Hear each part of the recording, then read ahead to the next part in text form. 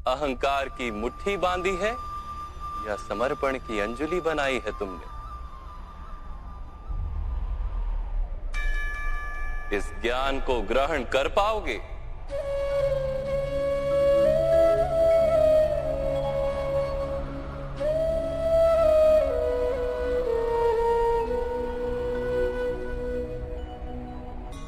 चौबीस वस्तुओं से बने मनुष्य नामक यंत्र में वास करता है पुरुष, अर्थात परमात्मा का अंश। उसे आत्मा कहा गया है। जब प्रकृति और पुरुष का मेल होता है, अर्थात जब परमात्मा का अंश आत्मा बनकर देह में वास करता है, तब मनुष्य जीवित होता है। मनुष्य जैसे रथ का उपयोग करता है, वैसे ही आत्मा शरीर नाम के इस यंत्र का उपयोग करती है। शरीर के माध्यम से शरीर के सुख दुख का उपभोग करती है, किंतु आत्मा शरीर नहीं पार्थ। शरीर का नाश किया जा सकता है, किंतु आत्मा का नाश नहीं किया जा सकता। नैनं छिन्दन्ति शस्त्राणि नैनं दहति पावका न चैनं क्लेदयन्त्यापो न शोष्यति मारुता। आत्मा ना शस्त्रों से छेदी जा सकती और ना ही अग्नि से जलाई जा सकती। न जल उसे निर्बल कर सकता है और ना ही पवन उसे सुखा सकती। आत्मा शरीर में रहते हुए भी अमर है। न हन्यते हन्यमाने शरीरे। पार्थ, शरीर की हत्या की जा सकती है, किंतु आत्मा की हत्या नहीं की जा सकती। आत्मा तो सर्वव्यापी है, अचल है, स्थिर है, सनातन है। पुराना वस्त्र त्याग कर जैसे मनुष्य नया वस्त्र धारण करता है, वैसे ही आत्मा पुराना शरीर छोड़कर बार बार नया शरीर धारण करती है। परंतु माधव, मैं तो जगत का अनुभव अपने शरीर के माध्यम से ही करता हूं। स्वयं को देह न जानकर मैं आत्मा कैसे जान सकता हूं? स्वयं को आत्मा के रूप में जानना असंभव भी नहीं पार्थ। अंध भी जीते हैं, गूंगे भी जीते हैं, जिनके पास हाथ पैर नहीं होते वो भी जीते हैं। स्पष्ट कि शरीर मनुष्य नहीं, जिसकी चेतना चली जाती है, जिसे मूर्छा आ जाती है, वो भी जीवित रहता है।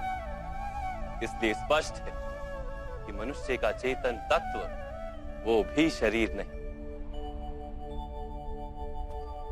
इसी प्रकार जो व्यक्ति अपने भीतर खोज करता है, मैं इंद्रियां नहीं, शरीर नहीं, भावनाएं नहीं, विचार नहीं, ज्ञान भी मैं नहीं, जो ये समझता जाता है, वो अंत में स्वयं को आत्मा के रूप में जान भी लेता है।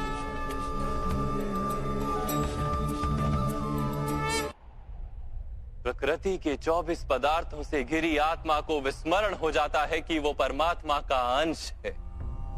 अधिकतर आत्माएं अपनी देह को ही सब कुछ मानती हैं, स्वयं देह से भिन्न है, ये जान ही नहीं पाती।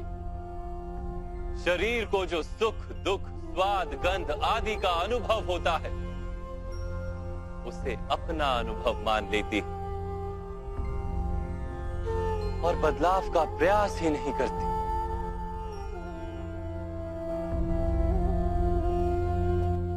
जो आत्माएं बदलाव का प्रयत्न नहीं करती, निरंतर अधर्म करती रहती हैं, उन्हें जागृत करने के लिए दंड देना अनिवार्य है।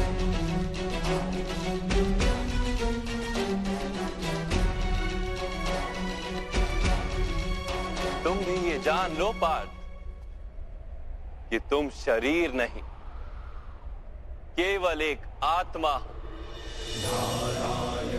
इस रणभूमि में दिखाई देने वाला प्रत्येक योद्धा वो नहीं जो तुम उन्हें मानते हो, कुछ समय के लिए इन सब ने शरीर में वास किया। इनके शरीर मरेंगे, किंतु ये सब अमर, वो पुनः नया शरीर धारण करेंगे। जब तक स्वयं को शुद्धात्मा के रूप में जान नहीं लेंगे, जब तक अधर्म का त्याग करके धर्म में दृढ़ नहीं होंगे, तब तक ये जन्म लेते और मरते रहेंगे। जो जन्मा है वो अवश्य मरेगा, और जो मरता है वो अवश्य फिर से जन्म लेगा। इस महाज्ञान को सांख्य योग कहते हैं।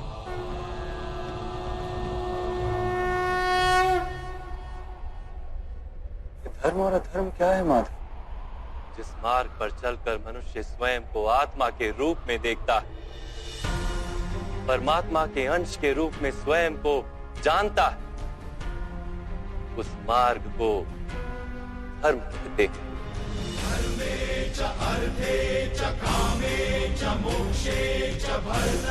जब मनुष्य स्वयं को परमात्मा के अंश के रूप में जान लेता है, तब उसे ये अनुभूति होती है कि ये सृष्टि ही परमात्मा है और ये परमात्मा ही सृष्टि है।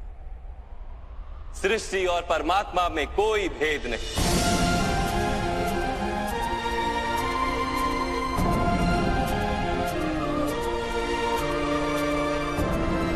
जो मनुष्य ये जान लेता है, वो दूसरे मनुष्यों और प्राणियों की ओर निर्दयी और कठोर नहीं होता। वो ये जानता है कि जीव कटने से पीड़ा केवल जीव को नहीं होती, उसकी अनुभूति समग्र शरीर को होती है। वैसे एक मनुष्य को पीड़ा होती है तो समग्र संसार उस पीड़ा का अनुभव करता है। जब तक संसार में एक मनुष्य भी पीड़ित है, तब तक वास्तव में किसी का भी सुख संपूर्ण नहीं। ये जानने पर मनुष्य का मन करुणा से भर जाए, उसे धर्म कहते हैं।